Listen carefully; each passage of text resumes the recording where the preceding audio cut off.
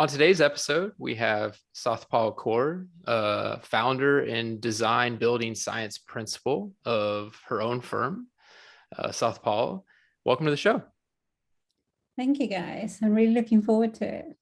Oh, we're super excited. We enjoyed our last brief intro, and so we're hoping that this is just as good. But before we get started, we really like to know a little bit about you, and tell us how you've managed to get to where you are in terms of owning your own firm, and really what is that core message of your firm? Sure. So I design energy efficient and high performing buildings, and I've been doing it for the last 15 years. And to be honest, it started more as an accident when I landed in the US, and I was working for a star architect firm, and I actually realized I wasn't really learning the things I needed to learn. I wasn't very technical. So based on a friend's suggestion, she recommended I work for my ex-boss, Chris Benedict, who was doing a lot of building science and high performance work. And through that, I just got involved in this space of understanding buildings and how they actually incorporate into being these live experiments, and how do you understand construction technicalities of it. And over time, I actually began to see them as an extension of my own human body as well. Like in order to understand insulation and, why I would wear my own jacket, or why a building needed to have ventilation just as, we breathe. And a lot of these things made sense for me in order to understand just the high building science concepts. And it was really, exciting time just because it was super new to me. I was fresh out of school. I had just graduated from the Architecture Association. And I was always a designer, and learning how to be technical was this new phenomena, which I had never, fully embraced. And it was kind of taking a lot of building science theory and then implementing it, from a blower door test to making sure the ventilation was working, and really being on site a lot to understand what the building was doing as well. So, sometimes we as architects get stuck in looking at the detail in 2D, but looking at that real life, detail really changed it for me, because I could really embrace it, what it really meant. And yeah, it was, this is again 15 years ago, when it wasn't really cool to do sustainable work. So I was actually very shy about speaking about the work that I was doing, because I didn't feel people were interested in it, or if I did mention it, people kind of, it didn't seem cool. It didn't have that edge factor. And of course, now it's great because a lot of people are doing this. Quite the pioneer. Was there a particular moment when you were growing up, or when you were going through school, where you knew that you had a passion for building science or design? I would say I didn't see in myself, and it is something later when I actually decided to start my own firm. I would say people saw that ethical element in me more than I saw it in myself, because even my friends, when they were comment on when I was like, hey, I'm doing this type of work, they're like, it makes sense you're doing the work that's more ethically based, because it was, I guess, my personality is as such that kind of circles back to my name, truth. I like to kind of be very transparent and, just have a lot of do research to show what the work is doing. And even my work that I did at the AA was really kind of looking at this, what it really meant in terms of identity, the uncadiness of space, does it mean as we try to deconstruct space itself. So I think I was always caring about the environment. I did care for it. And, in being born and raised in the UK, it was very different because, we had books of climate change. We had books for understanding what it meant, what's happening in our environment. And being taught at the AA, it was a little bit more of an untraditional education in some ways. Like, they really encourage you to kind of take something and really embrace it. So I think it was there, but I didn't see these elements of this in myself, because maybe the problem was I didn't see myself as being cool too, which I think is true. So, yeah. No, you're pretty cool. So speaking of cool, one of the things that I noticed when we were kind of looking at you was you were named 40 under 40 by the Building Design+Construction. Tell us a little bit about how that came about and what that meant. Um, I think well, firstly, it came about because at the time I was working at a different firm and someone suggested I should apply for it. And I was like, no, I don't think I'll meet the deadline. But my husband, bless him, he applied for me instead. And he put the application together over the weekend. And I think it was, again, going back to a lot of the things where, when I did the 424 Melrose and 803 at the office of Chris Benedict, this was still very much new. There was not much, multifamily work done that was passive house. And also, I think I was too shy still to speak about my work, which, I kind of wasn't embracing it enough, I guess. But, the application he submitted on the weekend, and when I got the award, I was very shocked, to say the least. But it's nice to see the work of, especially building the first two, being recognized, because we knew it would change a lot of the codes and what it meant for multifamily, especially for affordable homes. That was super exciting. And, kind of, again, taking a concept and making that a reality is something very different, because you're no longer speaking about impossible, you're actually implementing it. So yeah, it was very exciting getting the award and, going to Chicago to receive it. And it was, that is also amongst other people who've done incredibly interesting work around you. So it definitely defines something that you're on the right path for sure. Now, did he tell you he volunteered you, or did you not know till you got the award? He told me I told him about the award and I said, I don't think I can apply for it, because I said, there's a day left. And he's like, I'm going to do it for you. And so he did. He got all the information from me and he put it together and he submitted it. So yeah, he did tell me. And I think, he was also the one that actually pushed it to other websites, saying I got the award. But I think at that time, I still couldn't, I think I couldn't understand a lot of the things I had done, because I was still very much younger then. And a lot of the people I was meeting, they were not in the same circles as I was. They were working for very different architecture firms. And so I think there was this thing about, like, how do I speak about my work in a way that people can still understand it, that can be approachable. But once he did apply for it, I mean, I think when we looked at the past candidates, we felt we had a good shot. Felt pretty confident. Yeah.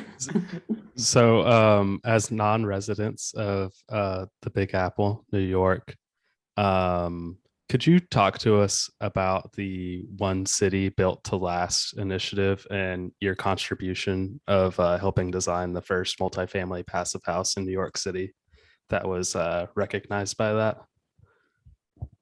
Yeah, so I think when we did the 424 Melrose Street and 803 Knickerbocker, they initially were designed as being high performance, and it was, then explained to the client that if they build these passive house buildings, it will be a game changer for them. So I really want to, commend the Riseborough, the client, for actually taking this approach and really implementing it in their buildings, because it wasn't really done to the scale, especially in New York City, for affordable buildings, still making it a baseline, same cost as standard buildings. It was a huge deal.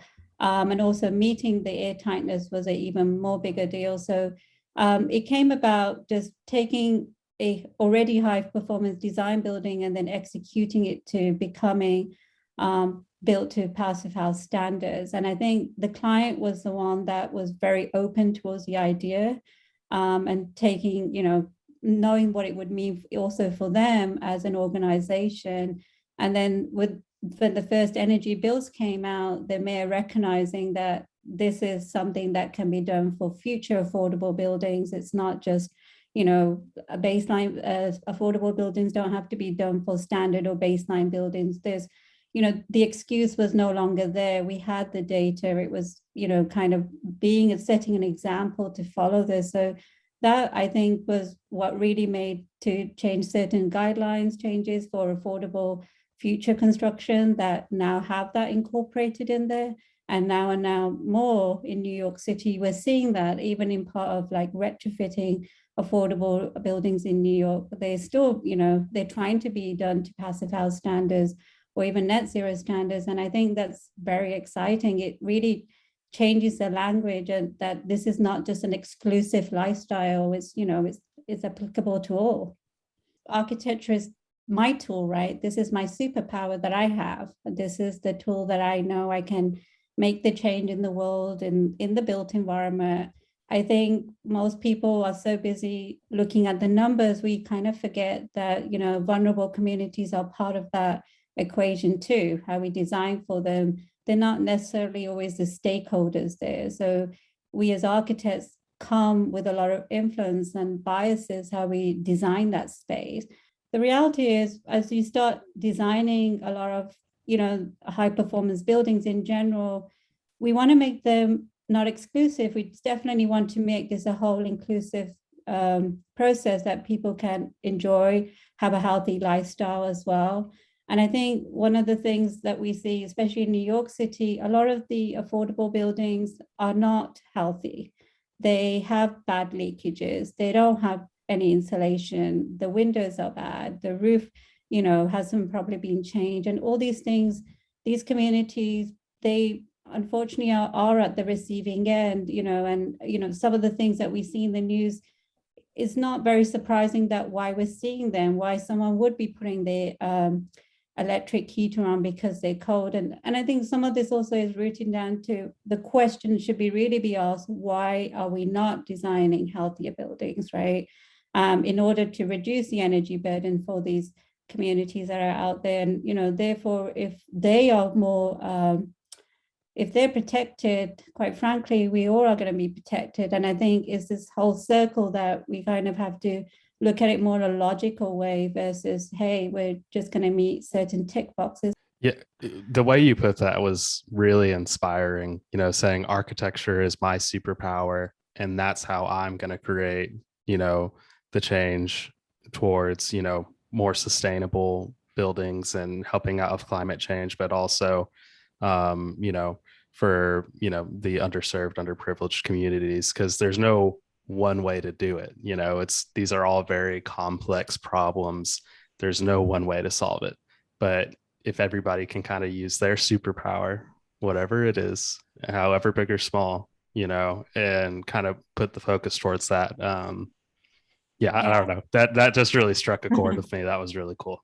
Oh, thank you. No, I mean, people ask me what my superpower is. Well, I'm like, I would definitely say design, like architecture for me it's something that I feel in my element for sure. I love the innovation that you can have. I also feel we as designers, whether you're architects or engineers or even any kind of creative thinking, the beauty of it is that you can work across disciplines. This is amazing. It's not just, very specific anymore. And I think in order to make future changes, we have to kind of, embrace some of this thinking too, in order to see certain changes. The solution is not going to be done by me alone. And I recognize that. And I think as part of recognizing it, I think it's good to be able to collaborate with people to get to a solution, or even being open to all certain things. And for me personally, it's been a journey where I've been critical of my own work too. I realize I also come with certain privileges doing the work that I do. And, some of this has been where I stand with my work. What could I be doing better or different? And how do I need to be educated to be more responsive? So, yeah, I think it's, this, we're in interesting times in general. I feel in our field, just in the built environment, just because we can provide solutions, and I think that's exciting for sure. And we can influence so much from a social aspect that I don't know if a lot of architects, I mean, maybe they do. I don't know how often we think about it because we get so consumed with the day to day. But by just the spaces we create and how we influence the communities that they're in, I mean, it's a huge impact. You know, you mentioned in when we last talked, you kept saying this idea of sustainability as a standard and not a lifestyle. And we sort of touched on a little bit, but I'd like to, dig a little bit deeper into that. And, what is it your thoughts are on, how do we get there? How is it, I guess, currently we look at it as a lifestyle from your perspective? Why is it just a lifestyle? And then what are some steps we could take to make it a standard?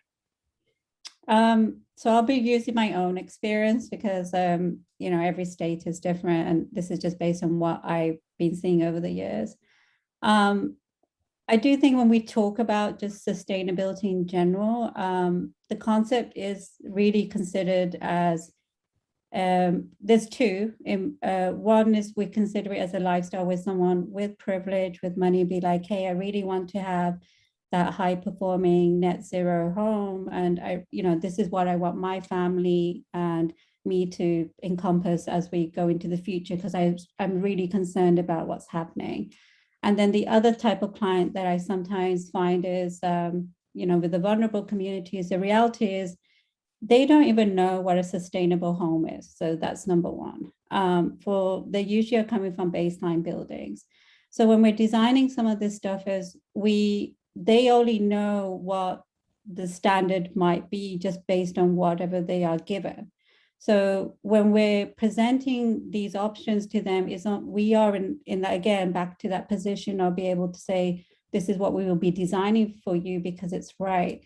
And I think, therefore, we're kind of still seeing it as an exclusive element versus being a standard. Like most buildings yet still are saying, okay, to build a sustainable home or building, it will cost you, I don't know, like 30% or 50%. There's still this myth, which is not really true. We have the tools again to cut down costs, to get more creative. And I think that's, with these, we're not really embracing a lot of the things that we could be doing moving forward.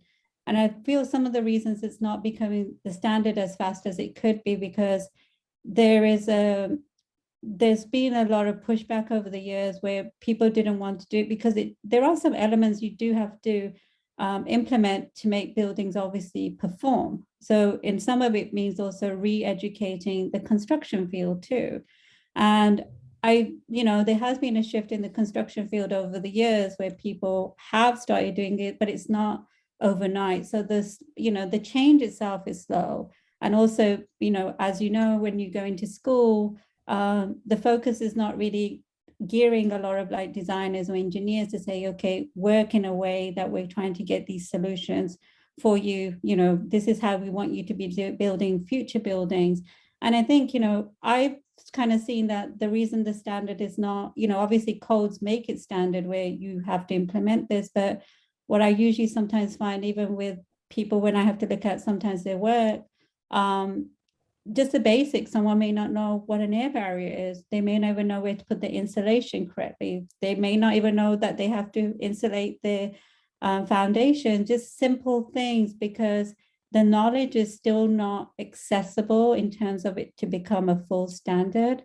And I think once that, we start doing it more and more and more, and it just becomes, almost like eating chocolate, I think it becomes just easier. And I think that's usually why, even with designing anything that's usually high performance, the education is needed first, even with the construction team, in order for them to say, hey, we're going to be designing this. This is how we want us as a team to be able to incorporate these methods. Do you understand? Do you have any questions? So really having that whole, process involved, it's still not very much of a standard quite yet. I mean, when we had designed, I believe the energy codes came out later. And now when I look at the energy codes in New York City, at least, they are required to have an air barrier and insulation. But a lot of designers struggle with this because they don't really know what this is. So the standard is not accessible to everyone just because there might be a gap in terms of your year where you are, like you never have done this before. It seems a little bit new. And it also could be you just graduated from school, you don't have that access. But I think mostly it's the myth of the cost as well. I feel there's a hesitancy in general, like, oh, I live in a very sustainable home because it may have, double pane windows or something. It definitely seems to be, it seems like a luxury for many, or at least the perception. I mean, we did a recording yesterday, and we talked some about the problem getting owners involved is the cost and the perceived cost. But it makes sense that, when I haven't thought a whole lot about it, education is a key component to that, to educate them that there are other ways to do it without it just being, a super expensive solar panel on my roof. Right. Yeah, I think one of the things that I've normally, especially like, this different when you have the two type of clients. You have someone who wants to build it, so they're okay paying it. I think when you have someone who has a certain type budget, they may not, they might have them say, no, I don't feel comfortable spending that money. But the reality is you can do this, and you just have to get creative. I mean, if you have a well-performing envelope and you have smaller mechanical systems, you already kind of cut down half of the cost that you would have done in a baseline building. So that's really great. And I think that just kind of elevates when you start really pushing what the market really needs. And that to me has actually been the reason. I think once you start to trade off a lot of the things that's missing, like, understanding why the building has to become super tight, learning how to detail correctly what's missing. And there's more resources there than there were when I started. I mean, quite frankly, when I started, therm classes were not available. And I remember going through 100+ page of therms and realizing I just didn't understand the jargon that it was presenting. But, if all these things were available when I was doing it, I'm sure I would have jumped on it. But, a lot of things are now online available, which makes it accessible. And there's people who they're more happy to present information more of a sharing way. So I think the standard is slowly becoming the standard. And I think in the next coming years, I can see the shift happening, so it's not this, sustainability is not just a lifestyle. It's just like, my building already has this. I know what an energy recovery ventilator is. Oh, I know what you mean about that, great fresh air, crisping, so we kind of can live through our buildings setting these examples. And I think that way we see this, it's not just one community having it more than the other. It's just, integrated into our system thinking in general. And, I think that's where the work is required when we start working on it with with the builders, with the designers, with the engineers, and you get to see, your thoughts, what you might want to incorporate. As much as crazy as they are, people sometimes have something valid to introduce as well. Oh yeah. Coming from the construction side, I've always found that renovation work was a lot more difficult than new construction ground up. Because when you open up a wall, you never know what you're going to get. I totally agree. So when it comes to, renovating high-rise buildings in New York, I saw on your website a detail for a window unit. And I'm not sure if there's like a specific name for it, but could you talk about that a little bit? Because I saw you wrote a great blog post or article about it. Oh, thank you. Yeah, so that was actually designed. That was designed again for a passive house building, and at the time we were looking at different solutions to provide cooling, and meeting passive house standards is super tight because you have to test it with all the components in there. And because we were keeping the air conditioner in and still be able to have the window that's going to meet ADA, still meet light and air, and still meet passive house standard, it required basically creating a new prototype. And I was totally excited about this. I'm not gonna lie. I was like, I can't wait to do this. I know how to do this. Let's everyone. And I remember the clients, they were a little nervous because they were like, do you think it would work? And after designing 424 Melrose and 803, we had a similar thing. So I kind of knew it would already work. Like it was just a version 2 of it in my head, quite frankly. And so when I was designing that, it was really important to the client that someone could actually open and close a window being in a wheelchair. And that became tricky for me because it really meant, really designing to someone's need. It wasn't just about the envelope anymore. So really meeting the requirements of just forward reach and making sure it all kind of still you have enough light that you can look outside so you're not obstructed with this air conditioning in there. It was a process. And when we were looking at a lot of this, I kind of saw it as a way that this particular window prototype could be done also for future buildings in the sense of retrofitting. It's not just for new buildings.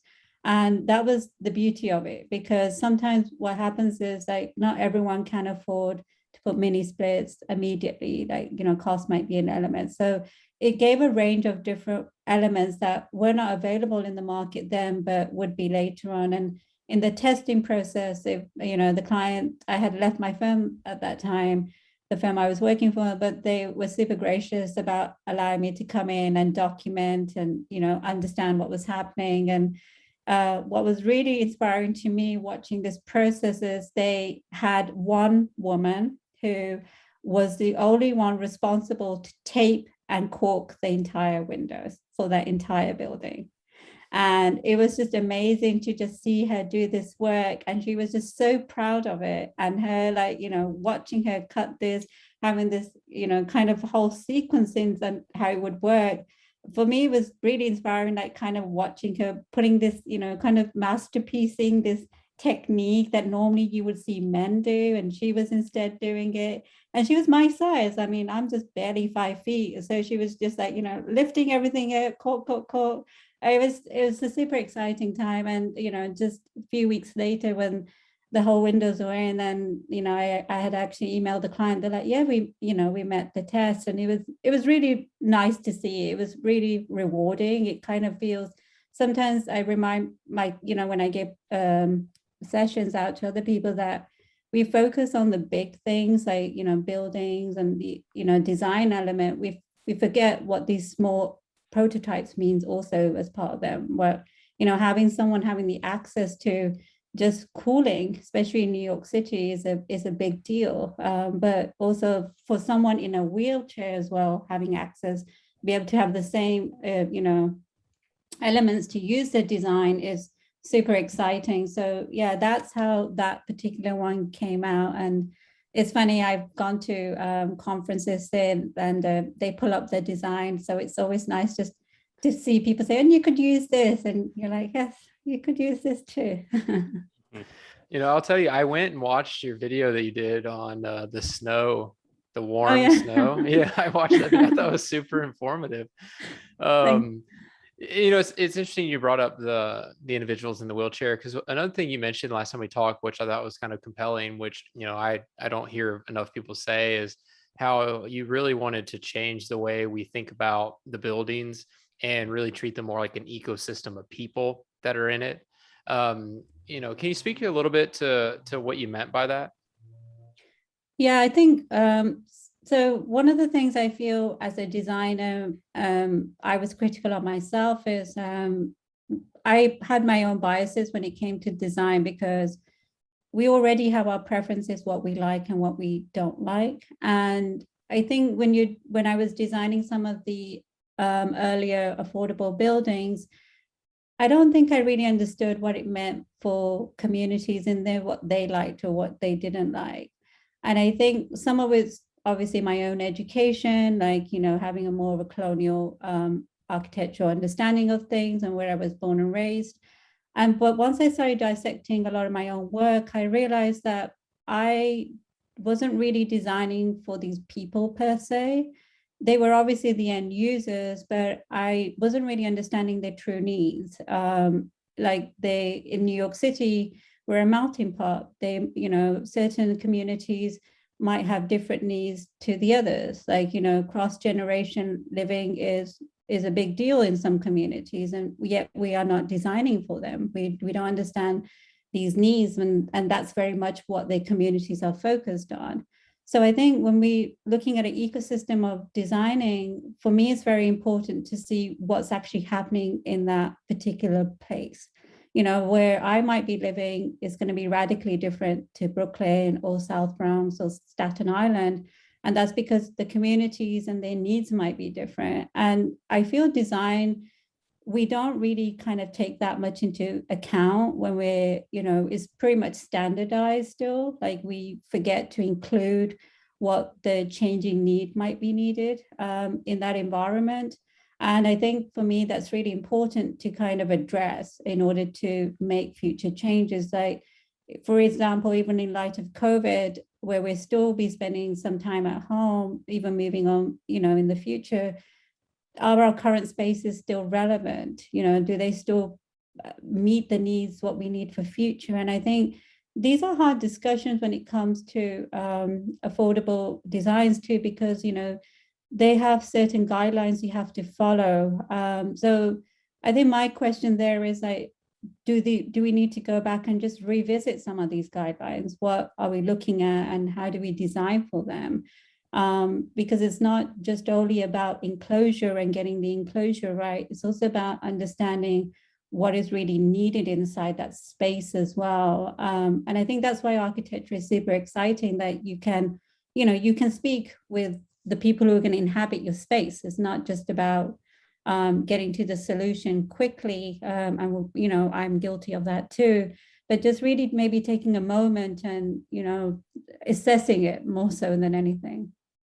Kind of as we wrap up, one thing I feel like I wanted to ask is you talk a lot about affordability, you talk a lot about the vulnerable. You know, what was it maybe early in your career that really pushed you towards wanting to help serve that underserved community? I think I always wanted to work to help people. That was always my thing. We also have this concept called seva in the Sikh tradition, which means basically selfless service. And you do it with no reward or recognition. And it's something even I truly believe in. It's, you know, all my life I've done it, not thinking anything of it, you know, so like feeding the homeless, making food. And I think when I started designing, I really wanted to be able to design for their needs. And it was also a community that doesn't really get much attention in general. But I think for me, what was also interesting is I could somehow relate to what they were experiencing, being an immigrant myself, being raised in an immigrant family too.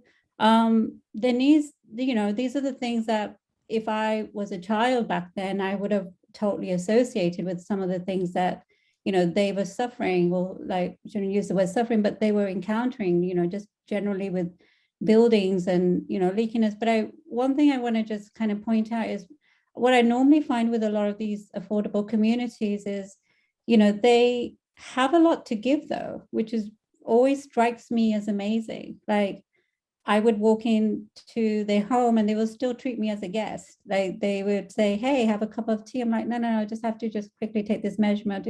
And there's a lot of warmth and, you know, just generally acknowledgement that, you know, they want you to be there. They want to have these changes. And so when I think about the work that I want to be part of, or, you know, see things that are being built, it's really because I want to see the changes, at least in my lifetime, in the buildings that are missing, like the dialogues in the buildings that are missing. And I think that's, to me, is more interesting. Like every community has their stories and every building should be able to tell that story.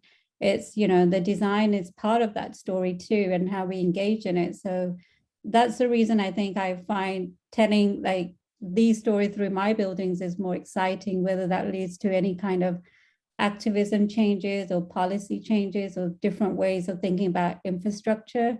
You know, I feel I'm constantly also learning from them. Like I might not know enough about a certain community or even designing for homeless people until you start engaging with the users. And I've always been impressed with what they tell me, especially when I did do a homeless shelter design. One of the things that they wanted to do is they wanted to break away from the tradition of how normal affordable buildings, especially for homeless shelters. You have the services at the bottom, and then you have the units at the top. And they wanted to make a more of a, they wanted to have it more of an integrated approach, where you have both the social workers as part of the dwellings at the top, which is exciting because, you know, it doesn't really segregate who has more power versus who has less. And it's more inclusive. They were trying to create basically a corridor on each floor that you can still connect with people. And even learning through the social workers, what that really meant for them and what it meant, the accessibility of someone seeing you was much more higher than someone just coming down to your special place. They wanted to kind of change that hierarchy a lot. And that was, to me, amazing. It was the first way I kind of really acknowledged what programming means when you try to take the, you know, a lot of the feedback and what that means for that space. So yeah, I think it's more important when you kind of see as the rewards will follow anyway, but I think you have to be more interested in the journey of it. And I think that with me, I try to keep the open mind and just say whatever I find or see, that's going to be interpreted by, you know, their stories mostly. Satpal, I've been absolutely inspired and moved by your experiences and your mission. I've learned a lot. And yeah, I don't typically close out the pod, so I'll let Chris do it. But I just wanted to get that in. Thank you. You had it. All you had to do was say, thank you for joining. No, Thank you Chris for is the joining. host and I'm the co-host. There's a very clear pecking order here. No, but no, we've thoroughly enjoyed this chat and the chat before. And thank you so much for reaching out to us.